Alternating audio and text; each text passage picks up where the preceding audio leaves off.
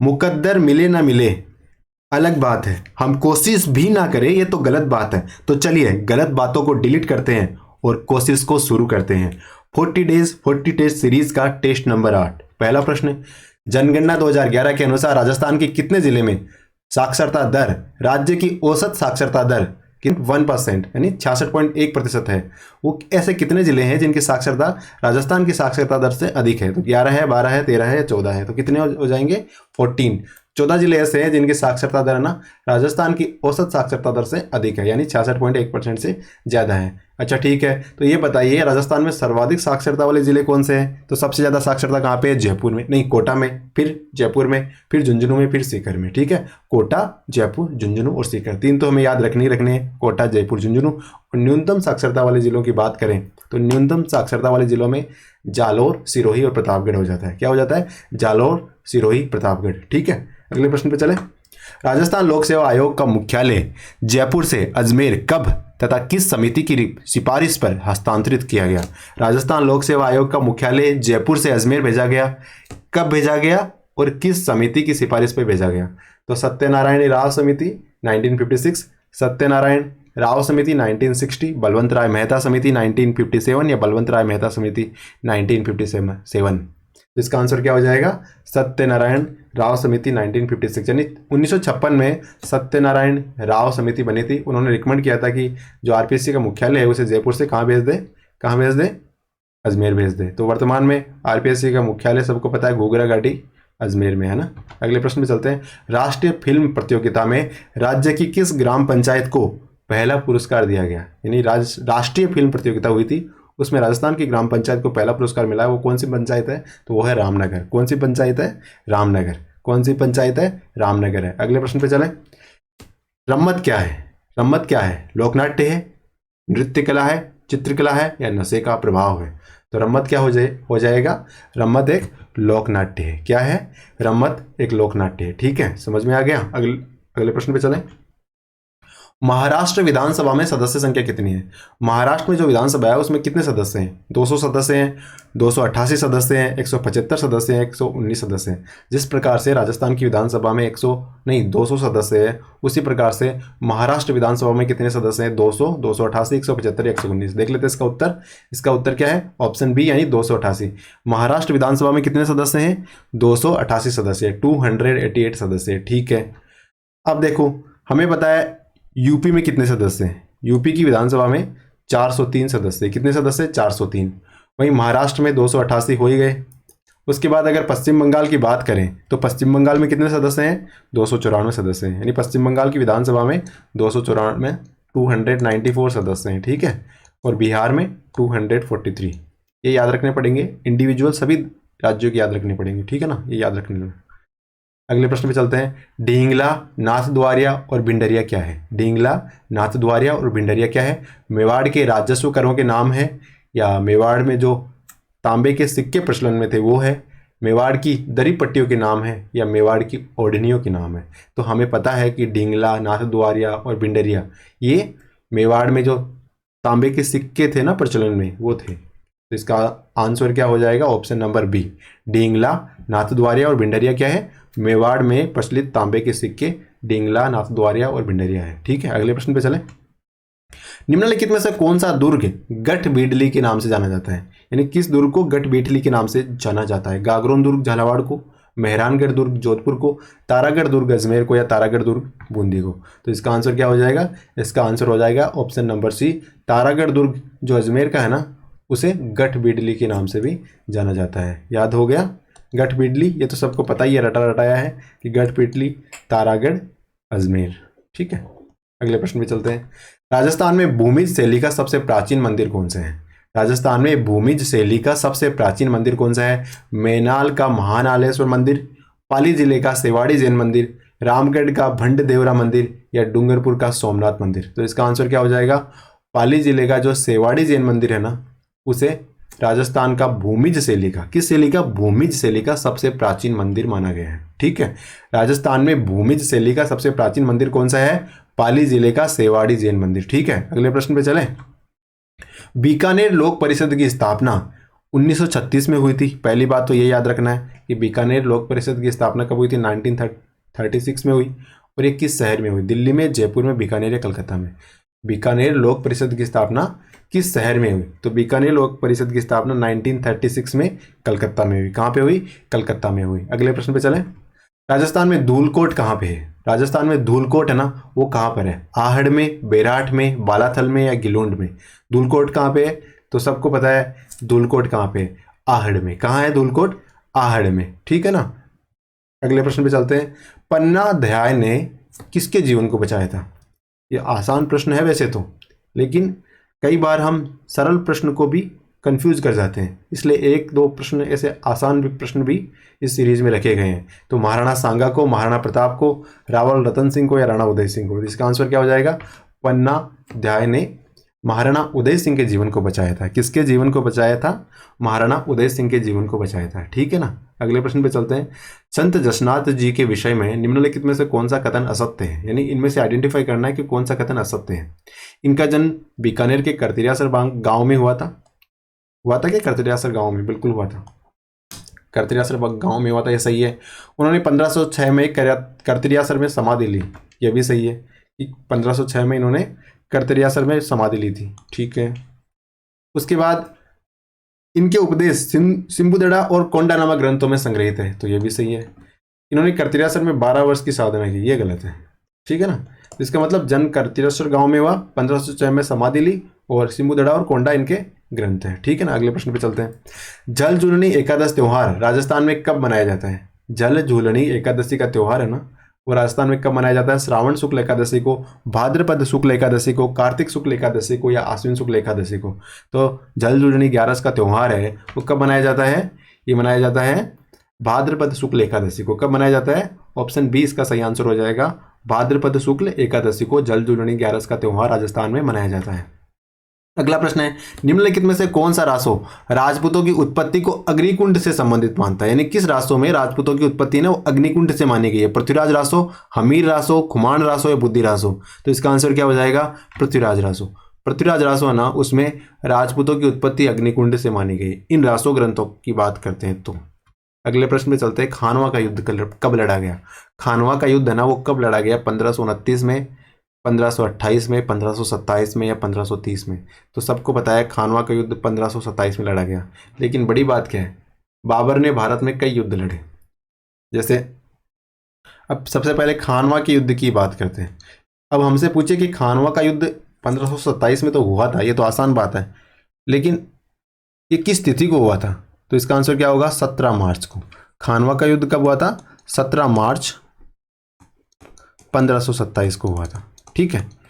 अच्छा, खानवा के युद्ध से पहले बाबर ने पानीपत का युद्ध लड़ा था, है ना। खानवा के युद्ध से पहले पानीपत का युद्ध लड़ा था। कब हुआ था वो, 1526 में हुआ था, और उसकी डेट कितनी है, 21 अप्रैल, ठीक है। आगे बाबर ने एक चंदेरी का युद्ध भी लड़ा, वो कब लड़ा, तो इसने भी खानवा वाले महीने में लड़ा था, लेकिन उसकी डेट थी 29 मार्च 1528। कब, 29 मार्च 1528 में। इसके बाद उन्होंने घाघरा का युद्ध भी लड़ा। कब लड़ा, 6 मई 1529 को, है ना। 6 मई 1529 को घाघरा का युद्ध लड़ा, ठीक है। इन चारों युद्धों को याद रखना है, स्पेशली खानवा के युद्ध की तिथि भी याद रखनी है, 17 मार्च 1527 को, ठीक है। अगले प्रश्न पे चलते हैं। 1932 में राजस्थान का मेव किसान आंदोलन किसके नेतृत्व में हुआ। 1932 में एक मेव किसान आंदोलन हुआ था, वो किसके नेतृत्व में हुआ, अलवर के महाराजा जय सिंह के, प्रताप सिंह के, मोहम्मद हादी के, नईनुराम शर्मा के। तो इसका आंसर क्या होगा, 1932 का जो मेव किसान आंदोलन हुआ वो मोहम्मद हादी के नेतृत्व में लड़ा गया। तो इसका आंसर क्या हो जाएगा, ऑप्शन सी, मेव किसान आंदोलन 1932 मोहम्मद हादी के नेतृत्व में, ठीक है। फुलवाड़ी की नाल कहाँ पे है, भरतपुर में है, जयपुर में है, अलवर में है, उदयपुर में है। फुलवाड़ी की नाल कहाँ पे है, तो फुलवाड़ी की नाल है ना उदयपुर में। कहाँ पे फुलवाड़ी की नाल, उदयपुर जिले में। किस जिले में है, उदयपुर जिले में। अगले प्रश्न पे चलते हैं।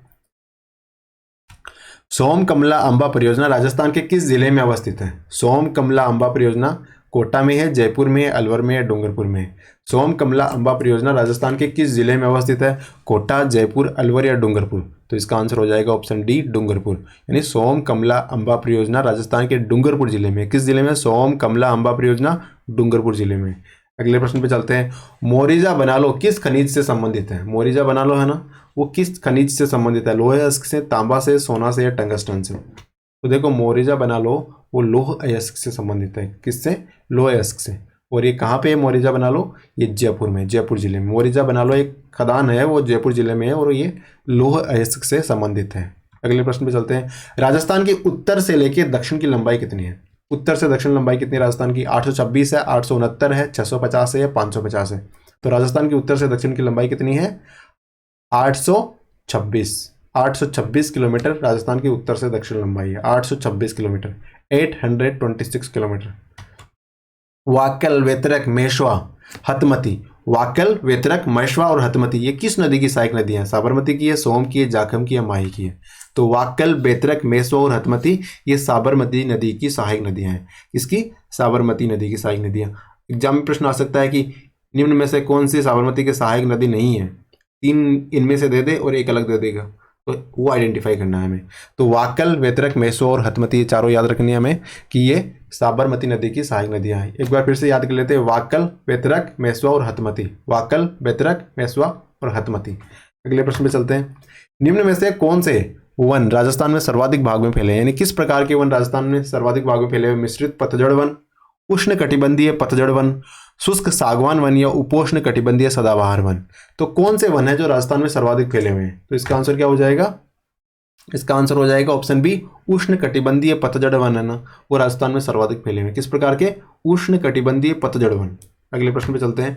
राजस्थान के किस क्षेत्र में गींदड़ नृत्य जो पुरुषों द्वारा सामूहिक वृत्ताकार हाथ, ठीक है, हाथों में डंडे लेके होली के अवसर पे किए जाते हैं? सबसे पहले तो पुरुषों द्वारा, सबसे पहले तो गींदड़ नृत्य की बात कर रहे हैं, पर पुरुषों के द्वारा किया जाता है, सामूहिक रूप से किया जाता है, वर्ताकार पथ में किया जाता है, हाथों में डंडे लेके किया जाता है और होली के अवसर पे किया जाता है। ये सारी बातें हो गई। अब ये किस क्षेत्र में किया जाता है? तो हाड़ौती, शेखावाटी, मेवाड़ या मेवात? तो इसका आंसर क्या हो जाएगा? शेखावाटी। तो हमारे सीकर, चूरू, झुंझुनू वाला क्षेत्र ना, या नागौर थोड़ा बहुत भी, उस क्षेत्र में गींदड़ नृत्य किया जाता है। पुरुषों द्वारा किया जाता है, सामूहिक किया जाता है, वृत्ताकार मार्ग में किया जाता है, डंडे लेके किया जाता है और होली के अवसर पर किया जाता है। अगले प्रश्न पे चलते हैं। राजस्थान के लोक संत पीपा के बचपन का नाम क्या था? जो संत पीपा ना, उनके बचपन का नाम क्या है? पीपानंद था, परमेंद्र सिंह था, प्रताप सिंह था या उदय सिंह था? तो इसका आंसर क्या हो जाएगा? प्रताप सिंह। यानी संत पीपा का बचपन का नाम प्रताप सिंह था। संत पीपा के बचपन का नाम क्या था? हमारे पूज्य संत श्री पीपा जी के बचपन का नाम क्या था? प्रताप सिंह जी। राजस्थान में हमीर रासो और हमीर काव्य की रचना किसने की? हमीर रासो और हमीर काव्य की रचना किसने की? चंद्रबरदाई ने की, सारंग देव ने की, जयानक ने की या नरपति नाल ने की? तो हमीर रासो और हमीर महाकाव्य की रचना सारंग देव ने की। किसने की? सारंग देव ने। हमीर रासो और हमीर काव्य की रचना सारंग देव ने की। ठीक है, हमीर रासो और हमीर काव्य सारंग देव। अगला प्रश्न है, बीसल देव की प्रेमिका राजमती कहाँ के शासक की पुत्री थी? बीसल देव की प्रेमिका थी राजमती, वो कहाँ के शासक की पुत्री थी? मारवाड़ के, मालवा के, मंडोर की या दिल्ली की? तो इसका आंसर क्या हो जाएगा? ऑप्शन नंबर बी, यानी जो राजमती थी ना, वो मालवा की राजकुमारी थी। कहाँ की राजकुमारी थी? मालवा की राजकुमारी थी। अगले प्रश्न पे चलते हैं। निम्नलिखित में से राजस्थान का कौन सा जिला आर्द्र दक्षिणी पूर्वी मैदान के जलवायु क्षेत्र का हिस्सा नहीं है? यानी जो आर्द्र दक्षिणी पूर्वी मैदान है ना, उसका हिस्सा नहीं है। उदयपुर, बारां, बूंदी या कोटा? इसका आंसर क्या हो जाएगा?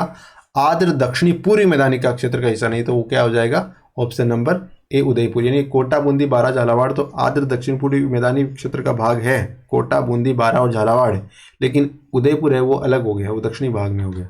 राजस्थान के परवन वृहद सिंचाई परियोजना किस जिले से संबंधित है? किस जिले में है? झालावाड़ में है, धौलपुर में, कोटा में या चित्तौड़ में? तो परवन सिंचाई परियोजना कहाँ पे है? झालावाड़ में। परवन सिंचाई परियोजना झालावाड़ जिले में है। अगले प्रश्न पे चलते हैं। निम्न में से कौन सा मरुस्थलीकरण का कारण नहीं है? यानी इनमें से कौन सा है ना, वो मरुस्थलीकरण का कारण नहीं है? अतिचारण, वायु प्रदूषण, जनसंख्या का दबाव या सूखे की पुनरावृत्ति? मरुस्थलीकरण का कारण नहीं है अतिचारण, वायु प्रदूषण, जनसंख्या का दबाव या सूखे की पुनरावृत्ति। इसका आंसर क्या हो जाएगा? ऑप्शन बी, वायु प्रदूषण। यानी अतिचारण से मरुस्थलीकरण फैलता है, बिल्कुल फैलता है। जनसंख्या का दबाव से भी फैलता है और सूखे की पुनरावृत्ति होती है, उससे तो फैलता ही है। तो इसका उत्तर क्या हो जाएगा? वायु प्रदूषण। वायु प्रदूषण और मरुस्थलीकरण का प्रत्यक्ष संबंध नहीं है ना। रामनगर वन्यजीव अभ्यारण्य किस जिले में? रामसागर वन्यजीव अभ्यारण्य किस जिले में? धौलपुर में, बीकानेर में, कोटा या श्रीगंगानगर? तो रामसागर वन्यजीव अभ्यारण्य है वो धौलपुर जिले में। रामसागर धौलपुर जिले में। रामसागर कहाँ पे? रामसागर वन्यजीव अभ्यारण्य कहाँ पे? रामसागर वन्यजीव अभ्यारण्य। तो रामसागर वन्यजीव अभ्यारण्य कहाँ पे? धौलपुर जिले में। कहाँ पे? धौलपुर जिले में। रामसागर वन्य जीव अभयारण्य धौलपुर जिले में, ठीक है ना। ये अपना धौलपुर हो गया और यहाँ पे रामसागर वन्य जीव अभयारण्य हो गया, ठीक है। अगले प्रश्न पे चलें। कागदी पिकअप जल ग्रहण करता है, कागदी पिकअप बांध है वो कहाँ से जल ग्रहण करता है? जवाई बांध से, गांधी सागर बांध से, माही बजाज सागर बांध से या जाखम बांध से? यानी किस बांध से कागदी पिकअप बांध को जल ग्रहण दिया गया है, ठीक है, जल दिया गया है। तो वो ये, इसका आंसर क्या हो जाएगा? Option number C, Mahi Bajaj Sagar बांध से कागदी पिकअप जल ग्रहण करता है, ठीक है ना। किस बांध से? माही बजाज सागर बांध में जो एक्सेस पानी होता है वो कागदी पिकअप के द्वारा उपयोग किया जाता है ना, वह मछली पालन किया जाता है। निम्न में से कौन सा राजस्थान राज्य मानवाधिकार आयोग के अध्यक्ष नहीं रहे? बाकी तीन तो मानवाधिकार आयोग के अध्यक्ष रहे थे, लेकिन निम्न में से कौन से है वो जो नहीं रहे? कांता भटनागर, एन.के. जैन, प्रेमचंद जैन या सगीर अहमद? तो इसका आंसर क्या हो जाएगा? Option number A, Premchand Jain साहब है ना, वो राज्य मानवाधिकार आयोग के अध्यक्ष नहीं रहे। यानी कांता भटनागर जी रहे हैं, एन.के. जैन रहे हैं और सगीर अहमद रहे हैं, ठीक है। कांता भटनागर, एन.के. जैन और सगीर अहमद ये राजस्थान राज्य मानवाधिकार आयोग के अध्यक्ष रहे हैं, लेकिन प्रेमचंद जैन नहीं रहे हैं। राज्य के मुख्य सूचना आयुक्त की नियुक्ति कौन करता है? राज्य के मुख्य सूचना आयुक्त की नियुक्ति कौन करता है? राष्ट्रपति साहब करते हैं, राज्यपाल करते हैं, मुख्यमंत्री करते हैं, मुख्य सचिव करते हैं, कौन करते हैं? मुख्य सूचना आयुक्त की बात हो रही है यहाँ पे। इसका आंसर क्या हो जाएगा? इसका आंसर हो जाएगा ऑप्शन बी, राज्यपाल। यानी मुख्य सूचना आयुक्त है राज्य के, राजस्थान राज्य के, उनकी नियुक्ति राज्यपाल करते हैं, ठीक है। राज्य मुख्य सूचना आयुक्त राज्यपाल द्वारा नियुक्ति। संविधान के किस अनुच्छेद में राज्य में विधान परिषद की संरचना का उल्लेख किया गया है? यानी किस अनुच्छेद में विधान परिषद की संरचना का उल्लेख किया गया है? 170, 172, 171, 173। तो इसका आंसर क्या हो जाएगा? ऑप्शन सी, जो अनुच्छेद नंबर 171 है ना, 171, उसमें विधान परिषद की संरचना का उल्लेख किया गया है। विधान परिषद माने जितने सदस्य विधानसभा में होंगे उसके 1/3 सदस्य अधिकतम विधान परिषद में हो सकते हैं। राजस्थान विधानसभा में अध्यक्ष की अनुपस्थिति हो, ठीक है, अध्यक्ष साहब आए नहीं, और कुछ अविलंबीय कार्य हो, कुछ अविलंबीय मामले हो, यानी उनको करना नितांत आवश्यक है, तो अध्यक्ष की ओर से कौन उन विधेयकों को प्रमाणित कर सकता है? कौन कर सकता है? उपाध्यक्ष, विधानसभा का सचिव, संसदीय कार्य मंत्री या संसदीय सचिव? इसका आंसर क्या हो जाएगा? विधानसभा का जो सचिव है ना, वो उस परिस्थिति में कुछ मतलब ऐसे मामले होते हैं जिनको मैंडेटरी हैंड टू हैंड करना होता है, अध्यक्ष साहब आए नहीं तो विधानसभा का सचिव ऐसे कार्य कर सकता है। निम्न में से किस मुख्यमंत्री के त्यागपत्र देने के बाद बरकतुल्ला खान को मुख्यमंत्री नियुक्त किया गया? यानी बरकतुल्ला खान मुख्यमंत्री बने थे, तो किसने त्यागपत्र दिया था उसके बाद बरकतुल्ला खान साहब आए थे? तो ये हमारे मोहनलाल सुखड़िया साहब थे, उन्होंने त्यागपत्र दिया था, और मोहनलाल सुखड़िया के बाद में त्यागपत्र देने के बाद में बरकतुल्ला खान साहब मुख्यमंत्री बने थे। चावड़ों का सबसे प्राचीन राज्य निम्न में से कौन सा था? चावड़ा राजवंश है ना, उनका सबसे प्राचीन राज्य कौन सा था? बीकानेर, भीनमाल, जैसलमेर या अलवर? तो चावड़ों का सबसे प्राचीन राज्य क्या था? भीनमाल था। क्या था? भीनमाल। राजस्थान में पुरातात्विक सर्वेक्षण का कार्य प्रारंभ करने का श्रेय, राजस्थान में पुरातात्विक सर्वेक्षण का कार्य प्रारंभ करने का श्रेय किसे दिया जाता है? कार्लाइल साहब को दिया जाता है, बेबीलाल को, कनिंघम को, एच.डी. सांकले साहब को? तो राजस्थान में पुरातात्विक सर्वेक्षण कार्य प्रारंभ करने का श्रेय किसे दिया जाता है? कार्लाइल साहब को दिया जाता है। किसे? कार्लाइल साहब को। अगले प्रश्न पे चलते हैं, जिसका आंसर क्या हो गया? ऑप्शन नंबर ए, कार्लाइल साहब। जोधपुर राजा अभय सिंह और सर बुलंदका के मध्य एक अहमदाबाद युद्ध हुआ था, ठीक है ना।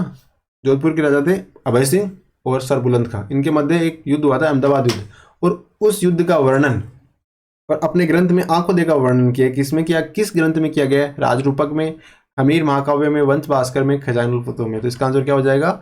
ऑप्शन नंबर ए, यानी राजरूपक जो ग्रंथ है ना उसमें किस चीज का वर्णन है? तो अभय सिंह जोधपुर के राजा और सर बुलंदका, इनके बीच में अहमदाबाद का युद्ध हुआ था, उसका वर्णन इसमें राजरूपक नामक ग्रंथ में मिलता है। अगला प्रश्न है, हेमचंद्र द्वारा रचित महावीर चरित में उल्लेखित कुमारपाल किस राजवंश से संबंधित है? यानी हेमचंद्र ने, उन्होंने एक किताब लिखी थी महावीर चरित, उनमें एक राजा का वर्णन किया कुमारपाल का।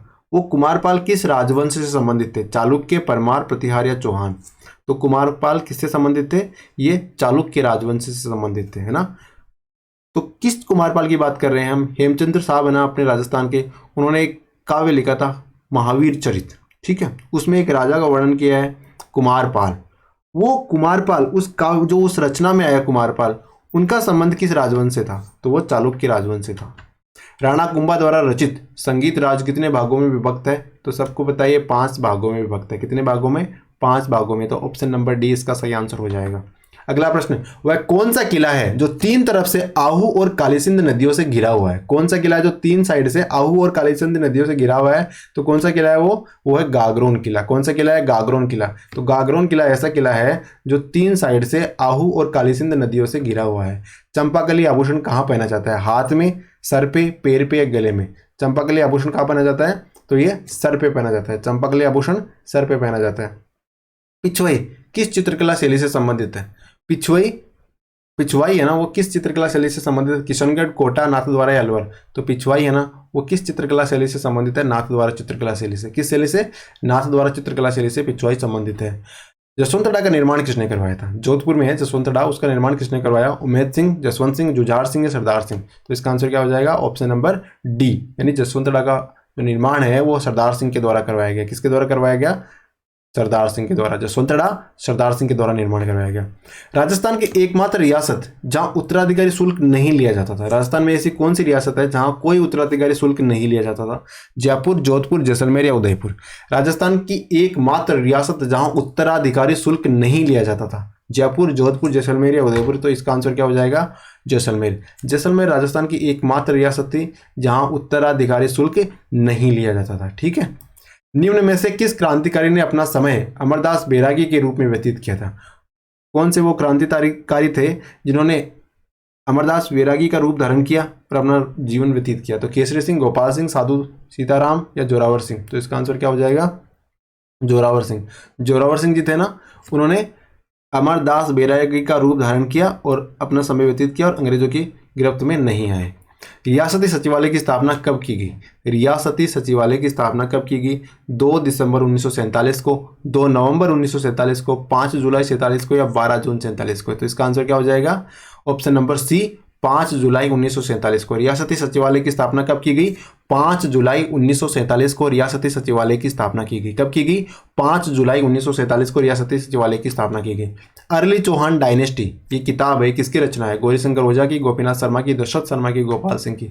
तो अर्ली चौहान डायनेस्टी ये दशरथ शर्मा की रचना है। किसकी रचना है? दशरथ शर्मा की रचना है। अगला प्रश्न है, राजस्थान में कोलवी की गुफाएं कहाँ पर है? कोलवी की गुफाएं कहाँ पे? झालावाड़ में, कोटा में, बूंदी में या जयपुर में? तो कोलवी की गुफाएं कहाँ पे है? झालावाड़ जिले में। राजस्थान में कोलवी की गुफाएं कहाँ पे है? झालावाड़ जिले में। भारत में पर्यटन विकास निगम की स्थापना कब हुई? हम राजस्थान पर्यटन विकास निगम की बात नहीं कर रहे हैं, अब हम भारत के पर्यटन विकास निगम की बात करें। इसकी स्थापना कब हुई थी? 1955 में, 56 में, 57 में, 66 में? कब हुई थी? तो भारत में पर्यटन विकास निगम की स्थापना 1966 में हुई थी। कब हुई थी? भारत में पर्यटन विकास निगम की स्थापना कब हुई थी? 1966 में हुई थी। कब हुई थी? 1966 में हुई थी। पिछले वर्ष भारत में सर्वाधिक पर्यटक किस देश से आए? पिछले साल में सर्वाधिक पर्यटक किस देश से आए थे? जापान से आए थे, यूएसए से आए थे, फ्रांस से आए थे, बांग्लादेश से आए थे? तो पिछले साल में सबसे ज्यादा विदेशी से पर्यटक भारत में बांग्लादेश से आए थे। कहाँ से आए थे? बांग्लादेश से आए थे। उसके बाद में यूएसए से आए थे, है ना। भारत की प्रथम औद्योगिक नीति कब घोषित की गई? भारत की जो पहली औद्योगिक नीति है वो कब घोषित की गई? 6 अप्रैल 1948 को, 6 अप्रैल 1949 को, 6 अप्रैल 1950 को या 6 अप्रैल 1951 को? तो भारत की पहली औद्योगिक नीति हमारे संविधान निर्माण से 2 साल पहले हो गई थी, यानी आज़ादी के जस्ट अगले साल में। भारत की प्रथम औद्योगिक नीति कब घोषित की गई? 6 अप्रैल 1948 को। 6 अप्रैल 1948 भारत की पहली औद्योगिक नीति घोषित की गई। भारत की पहली औद्योगिक नीति 6 अप्रैल 1948। ठीक है, याद हो गया। अगले प्रश्न पे चले। हिंडाल्को की स्थापना किसके सहयोग से की गई? हिंडाल्को कंपनी है ना, अपनी एल्यूमिनियम निर्माण से संबंधित है, वो किसके सहयोग से स्थापित की गई थी? Japan, America, Britain? ये जापान 2 बार आ गया, तो इसका आंसर क्या हो जाएगा? इसका आंसर हो जाएगा ऑप्शन नंबर बी, अमेरिका। यानी यूएसए की सहायता से हिंडाल्को कंपनी है ना, उसकी शुरुआत की गई। एशिया का प्रथम निर्यात प्रसंस्करण क्षेत्र कहाँ पे? पूरे एशिया महाद्वीप का पहला निर्यात प्रसंस्करण क्षेत्र कहाँ पे? कांडला में। तो स्थापित कब हुआ? 1965 में। ठीक है ना। एशिया का पहला निर्यात प्रसंस्करण क्षेत्र कांडला में, और इसकी स्थापना 1965 में कर दी गई। एशिया का पहला निर्यात प्रसंस्करण क्षेत्र था ये। भारत का पहला मल्टी मॉडल लॉजिस्टिक पार्क कहाँ पे? इंडिया का पहला multi modal logistic park, Bharat का पहला मल्टी मॉडल लॉजिस्टिक पार्क कहाँ पे है? तो ये है अपने असम में। यानी भारत का पहला multi modal logistic park Assam में है। कहाँ पे? असम में।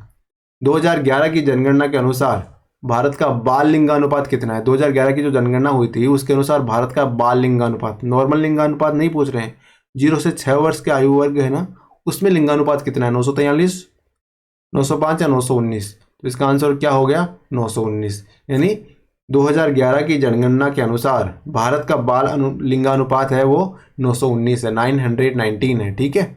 पवन की दिशा में विचलन किसके कारण होता है? पवन की दिशा में विचलन होता रहता है, उसका क्या कारण है? गुरुत्वाकर्षण है? नहीं। अब केंद्रीय बल है, परिभ्रमण है या तापमान है? तो इसका आंसर क्या हो जाएगा? ऑप्शन सी, यानी पवन की दिशा में विचलन होने का कारण परिभ्रमण है। क्या है? पृथ्वी का परिभ्रमण। ठीक है, उसके कारण पवन की दिशा में परिवर्तन होता है। चैलेंजर कटक कहाँ पे है? चैलेंजर कटक कहाँ पे? उत्तरी प्रशांत में, उत्तरी अटलांटिक में, दक्षिण अटलांटिक में या दक्षिण प्रशांत में? तो चैलेंजर कटक दक्षिणी प्रशांत में। कहाँ पे है चैलेंजर कटक? साउथ प्रशांत में, दक्षिण प्रशांत में। अगला प्रश्न, पंपेरो पवन कहाँ बहती है? पंपेरो पवन है ना, पंपेरो हवा, वो कहाँ बहती है? जैसे लू भारत और पाकिस्तान में बहती है, वैसे पंपेरो पवन कहाँ बहती है? एशिया में, अफ्रीका में, उत्तरी अमेरिका में या दक्षिण अमेरिका में? तो पंपेरो पवन है ना, वो कहाँ बहती है? दक्षिण अमेरिका में बहती है। कहाँ पे बहती है? दक्षिण अमेरिका में बहती है। होक्काइडो और होन्शु द्वीप को कौन सी जलधारा अलग करती है? यानी कौन सी जलसंधि है वो होक्काइडो और होन्शु जलद्वीप को अलग करती है? ठीक है, द्वीप को अलग करती है। तो कौन सी है वो? ओसुमी, टोयोमा, सुगारू या बुंगो चैनल? तो इसका आंसर क्या हो जाएगा? सुगारू जलसंधि है ना, वो होक्काइडो और होन्शु द्वीप को अलग करती है, इनके बीच में से बहती है धारा, मान के चले। स्कैंडिनेवियन पर्वतमाला किस महाद्वीप में है? स्कैंडिनेवियन पर्वत है ना, वो किस महाद्वीप में है? यूरोप में, अमेरिका में, एशिया में, अफ्रीका में? तो स्कैंडिनेवियन पर्वतमाला वो यूरोप महाद्वीप में। किसमें? स्कैंडिनेवियन, जो स्वीडन डेनमार्क के देश है ना, ये स्कैंडिनेवियन कंट्रीज कहलाती है। कोयना, भीमा, तुंगभद्रा, घाटप्रभा। कोयना, भीमा, तुंगभद्रा और घाटप्रभा। कोयना, भीमा, तुंगभद्रा और घाटप्रभा किस नदी की सहायक नदी है? कोयना, भीमा, तुंगभद्रा और घाटप्रभा किस नदी की सहायक नदियां हैं? महानदी की, कृष्णा की, कावेरी या ताप्ती? कोयना, भीमा, तुंगभद्रा और घाटप्रभा किस नदी की सहायक नदियां हैं? महानदी, कृष्णा, कावेरी या ताप्ती? तो इसका आंसर क्या हो जाएगा? इसका आंसर हो जाएगा ऑप्शन नंबर बी, कृष्णा। यानी ये सारी कृष्णा नदी की सहायक नदियां हैं। कोयना, भीमा, तुंगभद्रा और घाटप्रभा। कोयना, भीमा, तुंगभद्रा और घाटप्रभा कृष्णा नदी की सहायक नदियां हैं। लोकसभा में सरकारी दल का मुख्य सचेतक कौन होता है? लोकसभा में सरकारी दल का मुख्य सचेतक कौन होता है? संसदीय सचिव होता है, गृह मंत्री होता है, लोकसभा महासचिव होता है या संसदीय कार्य मंत्री होता है? तो लोकसभा में जो सरकारी दल होता है उसका मुख्य सचेतक संसदीय कार्य मंत्री होता है। कौन होता है? संसदीय कार्य मंत्री होता है। अगला प्रश्न, लोकायन संस्थान 1980 की स्थापना किसने की थी? लोकायन संस्थान की स्थापना 1980 में हुई थी। ठीक है, ये स्थापना करी किसने? रजनी कोठारी, सुमन चौधरी, लक्ष्मी कुमारी चुंडावत या गायत्री देवी? तो इसका आंसर क्या हो जाएगा? लोकायन संस्थान का संबंध रजनी कोठारी मैडम से। किससे है? रजनी कोठारी मैडम से। ऑप्शन ए इसका सही आंसर हो जाएगा। लोकायन संस्थान की स्थापना 1980 में हुई और रजनी कोठारी ने इसकी स्थापना की। अगला प्रश्न है, राष्ट्रपति को सलाह और सहायता देने के लिए मंत्री परिषद होगी। यानी राष्ट्रपति को सलाह देने के लिए और सहायता करने के लिए एक मंत्री परिषद होगी। ऐसा उल्लेख किस अनुच्छेद में? 74 में, 78 में, 82 में, 86 में?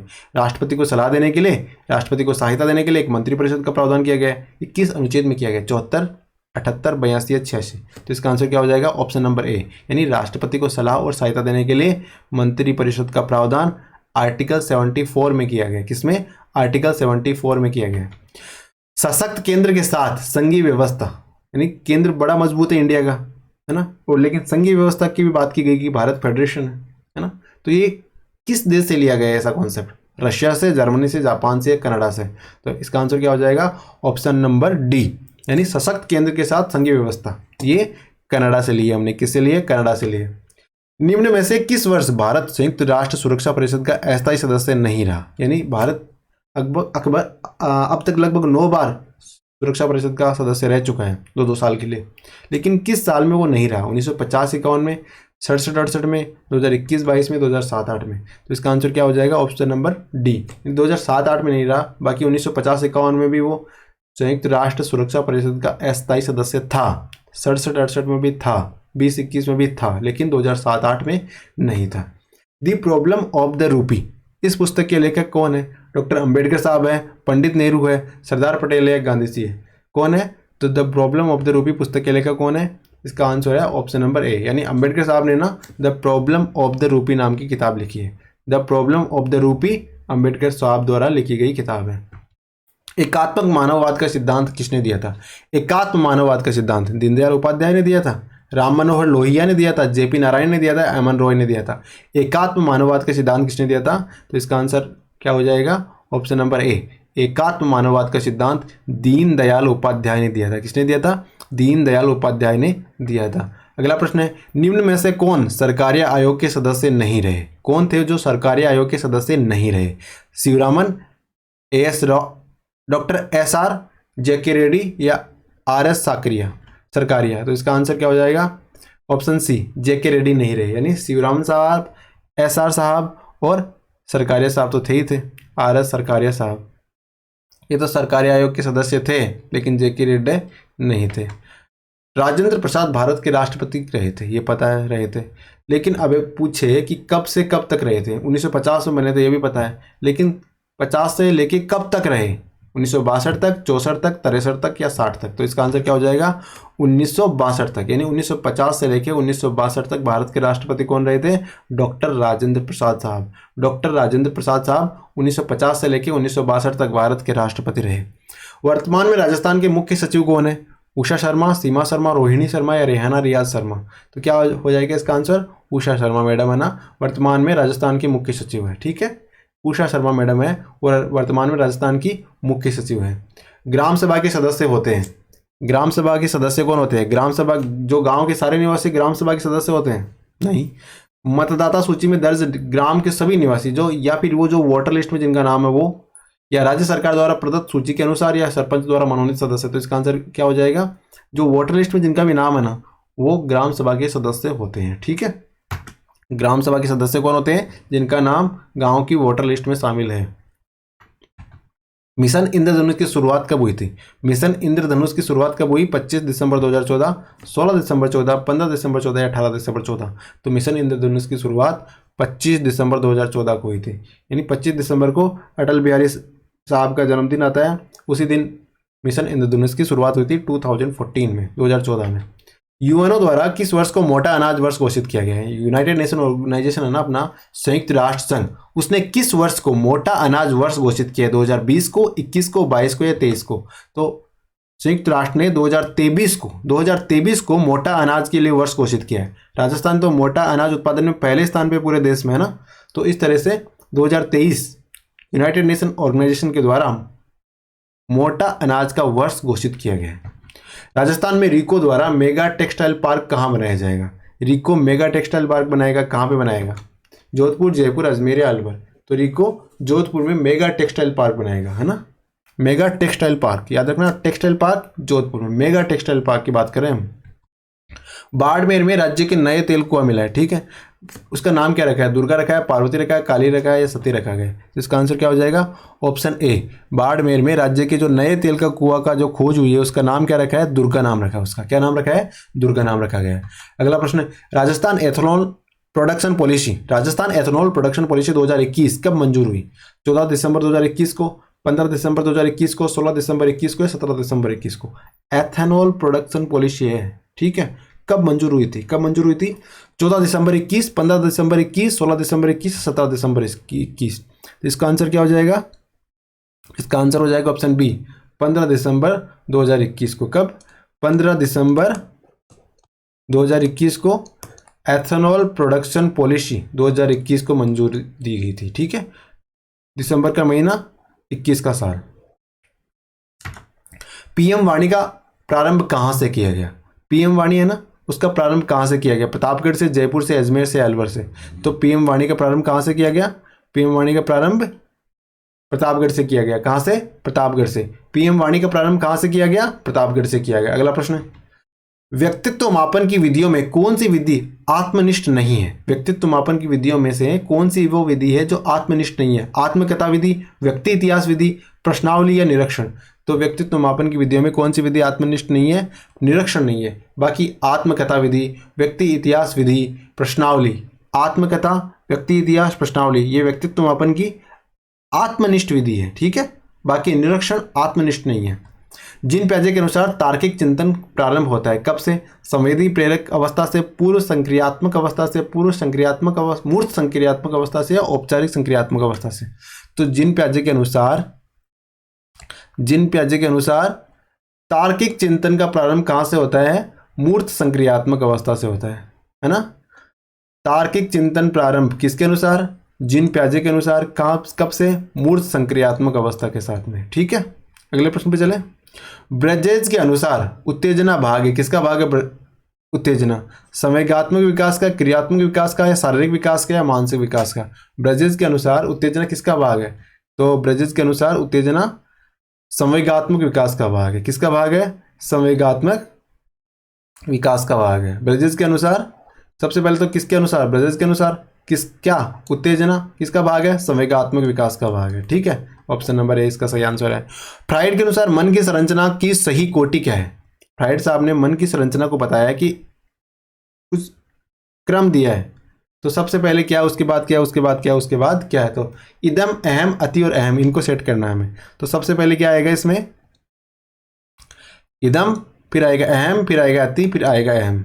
यानी पहले इदम, फिर अहम, फिर अति, फिर अहम। ठीक है, तो इस प्रकार इसका आंसर क्या हो जाएगा? ऑप्शन नंबर ए, इदम, अहम, अति, अहम। इदम, अहम, अति, अहम। ठीक है, किसके अनुसार? फ्राइड साहब के अनुसार। अगला प्रश्न, कन्वेंशनल स्तर के अंतर्गत कौन सी अवस्था सम्मिलित है? कन्वेंशनल स्तर में कौन सी अवस्था सम्मिलित है? निराशा की, प्रशंसा की, हीन भावना की, बुराई की? तो कन्वेंशनल स्तर के अंतर्गत कौन सी अवस्था सम्मिलित है? तो बी, प्रशंसा है ना, वो कन्वेंशनल स्तर के अंतर्गत सम्मिलित अवस्था है, बाकी तीन नहीं है। यानी कन्वेंशनल स्तर के अंतर्गत प्रशंसा सम्मिलित है। अगला प्रश्न, किशोरावस्था शेषावस्था की पुनरावृत्ति है, ये किसने कहा था? किशोरावस्था है वो शेषावस्था की पुनरावृत्ति किसने कहा था? जेम्स ने, मिलर ने, किलपेट्रिक ने, स्किनर ने। तो किशोरावस्था को शेषावस्था की पुनरावृत्ति किसने बताया था? जोन्स ने बताया था। किसने?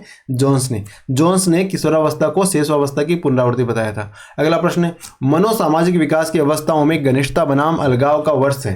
यानी मनोसामाजिक विकास की अवस्थाओं में जो घनिष्ठता और अलगाव, दो अलग अलग चीजें ना, ये दोनों के बीच में जब कब घमासान होता है? घनिष्ठता के बीच में, अलगाव के बीच में। 8 से 10 के बीच में, 13 से 15, 15 से 25 या 19 से 35। तो इसका आंसर क्या है? ऑप्शन नंबर डी, 19 से 35 साल की जो वर्ष है ना, वो घनिष्ठता और अलगाव का वर्ष है। ठीक है, किसका? घनिष्ठता और अलगाव का। किसमें? मनोसामाजिक विकास की अवस्था के अंदर। सिगमंड फ्राइड ने मनोलैंगिक विकास सिद्धांत की कितनी अवस्थाएं बताई है? सिगमंड फ्राइड साहब ने मनोलैंगिक विकास सिद्धांत की कितनी अवस्था बताई है? बताओ। 5, 8, 7 या 11? क्या होगा इसका आंसर? इसका आंसर होगा ऑप्शन ए, 5। सिगमंड फ्राइड साहब ने मनोलैंगिक विकास सिद्धांत की 5 अवस्थाएं बताई। कितनी अवस्थाएं बताई है? 5 अवस्थाएं बताई है। अगला प्रश्न है, संरचनात्मक अधिगम का सिद्धांत किसने दिया था? संरचनात्मक अधिगम का सिद्धांत किसने दिया था? मूलर ने, जेरोम ब्रूनर ने, किलपेट्रिक ने, स्किनर ने? तो इसका आंसर क्या हो जाएगा? ऑप्शन बी, जेरोम ब्रूनर साहब ने संरचनात्मक अधिगम का सिद्धांत दिया था। किसने दिया? जेरोम ब्रूनर साहब ने संरचनात्मक अधिगम का सिद्धांत। याद रखो, देखो, संरचनात्मक अधिगम, संरचनात्मक अधिगम का सिद्धांत जेरोम ब्रूनर। ठीक है, याद हो गया। अगले प्रश्न पे चले। व्यक्तित्व का शील गुण उपागम सिद्धांत किसके द्वारा दिया गया? व्यक्तित्व का शील गुण उपागम सिद्धांत किसके द्वारा दिया गया? आल्पोर्ट के द्वारा, आल्पोर्ट और केरेले साहब द्वारा, मूलर और स्किनर के द्वारा, फ्लेमिंग और मूलर द्वारा, डेविड और किलपेट्रिक के द्वारा? तो इसका आंसर क्या हो जाएगा? आल्पोर्ट और केरेले द्वारा। यानी व्यक्तित्व का शील गुण उपागम सिद्धांत कौन सा सिद्धांत है? शील गुण उपागम। कौन सा सिद्धांत? शील गुण उपागम। किसके द्वारा? ऑलपार्ट और केरेले द्वारा। ठीक है। प्रयोगात्मक मनोविज्ञान के जनक कौन थे? विलियम वुंट, किलपेट्रिक, स्किनर या मूलर? प्रयोगात्मक मनोविज्ञान के जनक कौन थे? तो प्रयोगात्मक मनोविज्ञान के जनक थे विलियम वुंट। कौन थे? विलियम वुंट साहब है ना, वो प्रयोगात्मक मनोविज्ञान के जनक थे। अगले प्रश्न पे चलते हैं। किशोर मनोविज्ञान के जनक कौन है? वुंट, स्टेनले हॉल, मूलर या स्किनर? तो किशोर मनोविज्ञान के जनक है वो है स्टेनले हॉल। किशोर मनोविज्ञान, स्टेनले हॉल। किशोर मनोविज्ञान, स्टेनले हॉल। हॉल साहब है ना, किशोर मनोविज्ञान के जनक है।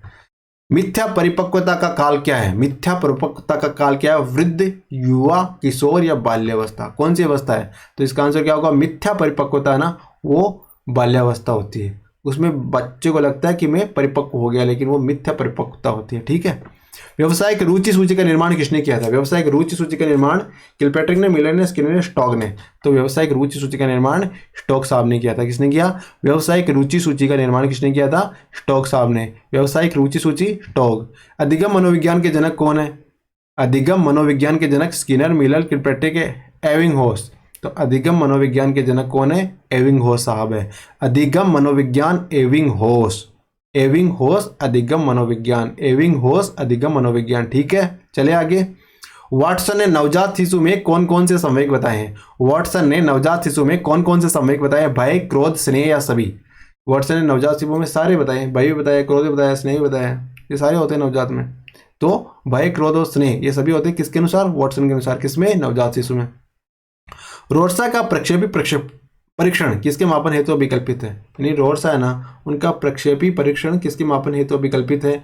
अचेत प्रायोजन, स्वपन, सचेत अभिलाषा या सभी? तो इसका आंसर क्या हो जाएगा? Option number D.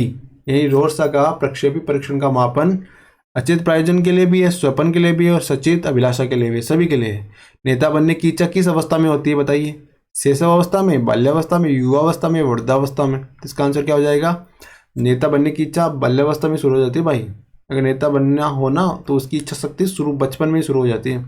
मोहर मगरी कहाँ पे बताइए? मोहर मगरी कहाँ पे? चित्तौड़ में, जयपुर में, अजमेर में, अलवर में? मोहर मगरी कहाँ पे है? तो मोहर मगरी अपने चित्तौड़ में है। कहाँ पे? चित्तौड़गढ़ में मोहर मगरी है। अगला प्रश्न, नवीन राज्य महिला नीति कब लागू की गई? महिला नीति, ये बहुत महत्वपूर्ण प्रश्न है। राज्य की नवीन महिला नीति कब लागू करी? 11 अप्रैल 21, 11 अप्रैल 22, 11 अप्रैल 19 या 11 अप्रैल 20? तो राज्य की नवीन महिला नीति है ना, वो 11 अप्रैल 2021 को लागू की गई। कब लागू की गई राज्य की नवीन महिला नीति? 11 अप्रैल 2021। ठीक है, 11/4/21। ठीक है, नवीन राज्य महिला नीति 11/4/21 को। ठीक है, ठीक है, थैंक यू। बने रहे, पढ़ते रहें।